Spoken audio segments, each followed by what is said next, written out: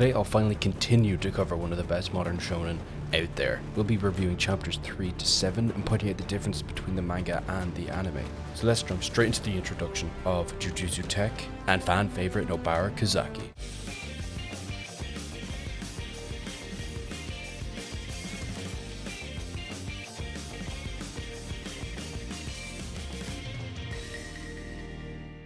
We start off with chapter 3, For Myself, and the arrival at Tokyo Magic Technical College, also known as Jujutsu Tech. Itadori is being escorted by Satoru Gojo. School is introduced as a special institution where sorcerers are trained to fight curses. It's one of the few places where people can train for Jujutsu sorcery to combat the negative energy and curses that plague the world. Gojo states that it is imperative to make a good impression with the principal, because otherwise he won't be admitted to the school. That means that he will be executed. We then gain an info dump on Sukuna himself. The visuals of this are simply amplified in the anime's version, as it was early days in the manga, so I assume Toyotaro didn't want to set anything in stone just quite yet, because this would mean he would have to settle on an appearance and limitations in the future. Therefore, the images in the manga are far more shrouded with less detail. The anime, on the other hand, has foresight to know what the character is going to look like, so they can add more detail and deliver a more refined experience and image. However, in this particular case, there is one moment that was a massive slip up. The iconic moment where Gojo says, "Nah, I'd win." In the anime, he only says, "I'd win." For meme reasons, and personally, I think that this was a bit of a slip up on their part. Shortly after arriving, Yuji meets the principal. The principal is a stern, no-nonsense figure emphasizes the seriousness of the path Yuji has chosen to be a Jujutsu sorcerer. Yaga tests Itadori by bringing out his cursed corpse puppets, which are animated dolls infused with cursed energy. The dolls attack Itadori, and Yaga questions Itadori on his motivations and determination as to why he wants to become a Jujutsu sorcerer. And these puppets are great. For a story that has been so filled with death and dread so far, it's great to see something that beats out that norm. The contrast between the puppets and the principal is also great. His no-nonsense attitude is perfectly contrasted by the goofy and cartoony style of the puppets, which I can't help but think reflects a truer side of the principal, because he made these puppets this way, so he clearly isn't that no-nonsense after all. And I love this because it's already showing and not telling. Despite the assault by the puppets, Itadori remains steadfast and expresses his wish to use his remaining life to help others and ensure that people do not suffer from curses, as he is the only one who can do this in regards to Sukuna. Therefore, the responsibility is his alone. The classic Uncle Ben line. Yaga is convinced of Yuji's sincere resolve and allows him to join Jujutsu Tech. This scene in the anime did the manga justice. A few differences here and there, mostly to do with Gojo's position in the shot, but overall the animation adds so much character to the cursed puppets, giving them sound and emotion, giving a soulless character a soul. Overall, the animation only amplified the scene once again, and the scene overall really shows the change in perspective. Not only is Itadori guided by the words of his grandfather, although he holds value in those words, he needs to gain his new convictions, his drive to put his gift to use while he still can. Itadori is shown to his new room and quickly gets settled in, showing off some of his tastes. Gojo states that Itadori doesn't really need to fight any curses if he doesn't want to. He is, however, happy to fight, but does find the idea of sitting back and seeing a beat up Megumin bring him the fingers as he sits back and relaxes entertains him. Gojo states that although that would be hilarious, he was always going to have to fight. Finding the fingers is a very hard thing to do, but Itadori can now act as a radar for them after consuming two. Fujigoro enters and is annoyed at Gojo as he moved Itadori into the room right next to his own, and states that there was so many rooms to choose from. We also see that he has fully recovered from the battle at the school. Now that they're all gathered, Gojo mentions tomorrow is an important day, as they are going to meet their third first-year student, Nobara. Now, I personally feel that this was better in the manga.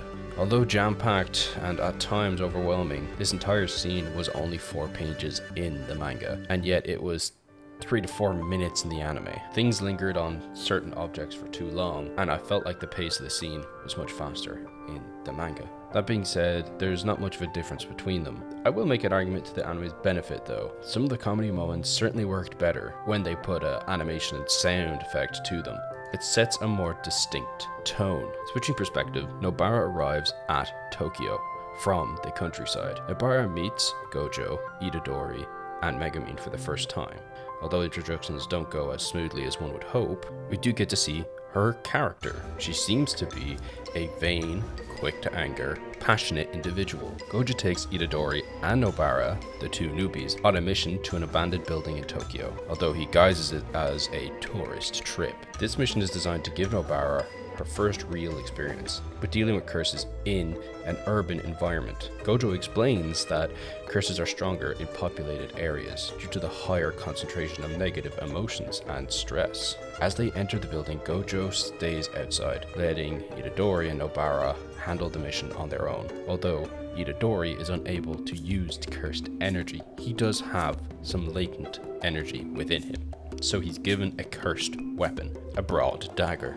Although this stresses Megumin, Itadori and Nobara begin to explore the building. Nobara quickly takes a leader role within the two-man group, as she claims she has far more experience with curses, and that if they split up, she starting at the top of the building and Itadori starting at the bottom, it will quickly speed this up. But Itadori is worried. He thinks that staying together is much safer than splitting up. Nobara promptly kicks him in the head, demanding that he follow her orders. They split up, and Itadori and Nobara find themselves in separate fights. Nobara confidently faces down her curse using her curse technique, which is a hammer and nails infused with cursed energy. She displays her combat skills and, once again, her assertive personality to fire nails at a cursed dummy.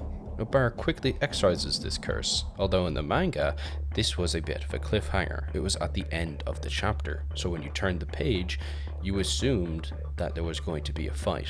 Showing her capability and training wasn't all talk. As this happens, Itadori is facing off against his own cursed enemy below, showing that he has insane movement for a high school kid who knows nothing about cursed energy. He quickly seems to be winning this fight. The mission takes a serious turn when Nobara encounters a more dangerous curse. The curse takes a child hostage. This scenario tests her resolve and shows us just what her character actually was. As the curse uses the child as a shield, it wants Nobara to stand down. Nobara's inner monologue shows us how she's thinking, that realistically, her killing the curse means that the child might die, but that she will definitely live. And if she stands down, they'll most likely both die. However, she can't bring herself to risk the life of the child, and realizes that she was in fact right. This curse has no intention of letting the child go. Nobara genuinely accepts her death in this scene. Straight away, off the bat, we've barely seen her a few pages. Her only regret being that she wasn't able to meet up with a friend that she has in the city. However, Itadori arrives.